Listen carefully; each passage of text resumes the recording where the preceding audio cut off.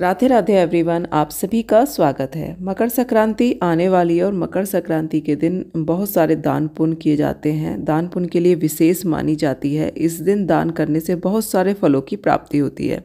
इसमें से सबसे बड़ा जो दान होता है वो होता है दीपदान। दीपों का दान अगर आप करते हैं तो बहुत सारी दिक्कतें ख़त्म हो जाती हैं, बहुत सारे फलों की प्राप्ति होती है। अब यहाँ पर हमें कितने दीपों का दान करना है, देखिए आपको मकर संक्रांति के दिन 14 दीपों का दान करना है। दीपक आप तांबे के भी ले सकते हैं, मिट्टी के भी ले सकते हैं या फिर आप पीतल के भी ले सकते हैं। जैसी आपकी सुविधाओं उस अनुसार आप दीपक ले लीजिए। 14 दीपक आपको लेने हैं। दीपक कोरे होने चाहिए, यूज़ किए हुए दान नहीं दिए जाते हैं। अगर आप कोई सुविधा आपके पास नहीं बन पा रही है तो आप आटे के दीपक भी बनाकर दान कर सकते हैं। 14 आटे के दीपक बना के और उनसे भी आप दीपदान कर सकते हैं। तो आप अपनी सुविधा के अनुसार ही दीपदान करिए। अब बात करते हैं दीपक में बाती कैसी बनानी है। तो बाती आप गोल या फिर लंबी कैसी भी बना सकते हैं। दीपक में अगर आप तिल का तेल इस्तेमाल कर रहे हैं तो तिल का तेल इस्तेमाल कर रहे हैं तो आपको तिल डालने की उसमें कोई भी ज़रूरत नहीं है। तिल का आज के दिन बहुत ही ज़्यादा महत्व होता है मकर संक्रांति के दिन। तो अगर आप घी के दीपक या फिर सरसों के तेल के दीपक जला रहे हैं तो उसमें आप थोड़े थोड़े से इस तरह से तिल ज़रूर डाल लीजिए, काले या फिर सफ़ेद। अगर आप तिल का तेल इस्तेमाल कर रहे हैं तो उसमें आपको तिल डालने की कोई भी ज़रूरत नहीं है। तो इस तरह से हमें 14 दीपकों का दान करना है। अब हम दीप प्रज्वलित कर लेंगे, उसके बाद हम दीपों का पहले पूजन करेंगे और फिर मैं आपको बताऊंगी पहला दीपक कहाँ पे रखना है और बाकी के जो दीपक हैं वो हमें कहाँ कहाँ रखने हैं।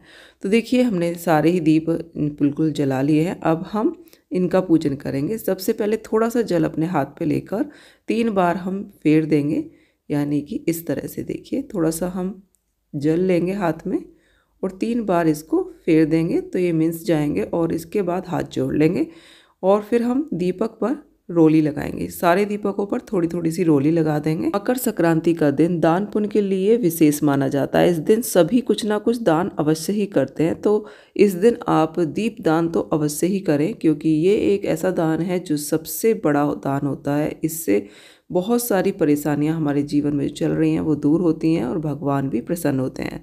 तो चलिए हम सबसे पहला जो दीपक रखेंगे वो रखेंगे अपने मंदिर में। देखिए सबसे पहले अपने ठाकुर जी के पास आप दीपक रखिए। पहला दीपक अपने ठाकुर जी के पास। अब चलते हैं बाहर। दूसरा दीपक रखेंगे हम तुलसी जी के पास। तुलसी जी में माँ लक्ष्मी का वास होता है तो तुलसी जी पर हम दूसरा दीपक रख देंगे।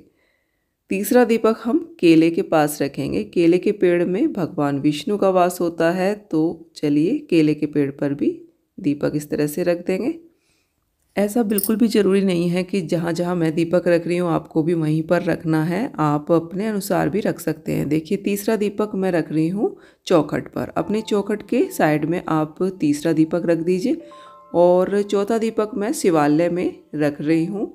तो आप किसी भी मंदिर में भगवान शिव के या फिर किसी भी मंदिर में एक दीपक जरूर रखें। उसके बाद अगला दीपक मैं पीपल के पास रख रही हूँ। पीपल की जड़ के पास एक दीपक जरूर जलाएं। पीपल में सभी देवों का वास होता है और पितरों का भी वास होता है।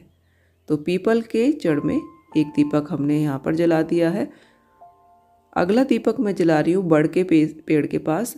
तो बड़ का पेड़ भी बहुत ही ज़्यादा पवित्र होता है, इसमें भी त्रिदेव का वास होता है। तो यहाँ पर भी एक दीपक हम जला देंगे। जो भी ऐसे वृक्ष हैं जो देव वृक्ष कहलाते हैं आप उन सभी पर ये दिए जरूर जलाएं और सभी का आशीर्वाद लें। इस दिन आप सभी देवताओं का आशीर्वाद लें क्योंकि इन वृक्षों के अंदर भी भगवान का वास होता है। तो देखिए काफ़ी पुराने पेड़ हैं और इनकी जड़ों में दीपक जलाने का बहुत फल है। तो इस तरह से आपको चींटियाँ भी थी, मैंने यहाँ पर थोड़ी सी शक्कर भी डाल दी है। अगला दीपक मैं जला रही हूँ देखिए समी के पेड़ के पास। समी के पेड़ में भगवान शिव का वास होता है। तो चलिए आगे अगला पेड़ जो है वो है अशोक का। अशोक का पेड़ भी बहुत ही ज़्यादा शुभ होता है तो एक दिया हमने अशोक के पेड़ के नीचे जला दिया है। अगला जो दिया है वो मैं जला रही हूँ आंवले के पेड़ के नीचे। आंवले के पेड़ में तो भगवान विष्णु का वास होता है साक्षात, तो यहाँ पर भी हम एक दिया जला देंगे। अगला जो दिया है वो मैं आम के पेड़ के नीचे जला रही हूँ। आम का कोई पुराना पेड़ हो तो वहाँ पर भी आप दिया जला सकते हैं। आम का पेड़ बहुत ही पवित्र होता है, इसकी लकड़ियाँ और इसके पत्ते सभी पूजा में यूज़ होते हैं। तो ऐसा कुछ भी नहीं है कि अगर आपको ये पेड़ नहीं मिलते हैं तो आप कुछ भी जैसे पवित्र पेड़ होते हैं उन सभी के नीचे दिया जला सकते हैं। बिल्कुल सेम पेड़ मिले ऐसा कोई ज़रूरी नहीं है, और अगर नहीं मिलते हैं तो एक पेड़ के नीचे आप 2 दिए भी जला सकते हैं। मंदिर में आप 2, 4, 5 दिए एक साथ जला दीजिए, तो इस तरह से भी आप 14 दीपदान कर सकते हैं। अगला जो दीपक है वो हम रखेंगे बेलपत्र के पेड़ के नीचे। तो बेलपत्र में तो साक्षात भगवान शिव का वास होता है, तो यहाँ पर बेलपत्र के नीचे भी दीपक जलाने का विशेष महत्व होता है। तो इस दिन आप बेलपत्र के नीचे ज़रूर इस तरह से दीपक जलाएं। और एक दीपक हम जलाएंगे यज्ञशाला में। आपको कहीं मंदिर में यज्ञशाला मिलती है तो आप वहाँ पर जला दीजिए एक दीपक, नहीं तो आप अपने घर के जो हवन कुंड है जहाँ पर आप हवन करते हैं उसमें आप इस तरह से दिया रख सकते हैं।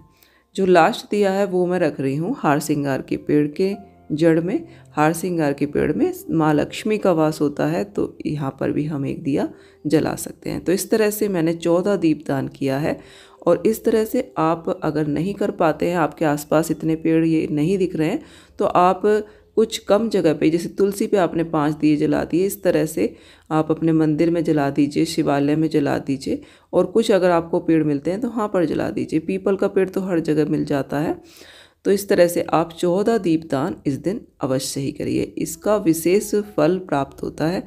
तो वीडियो अगर आपको पसंद आया हो तो लाइक ज़रूर करें और हमारे चैनल को सब्सक्राइब भी करें। जय भोलेनाथ।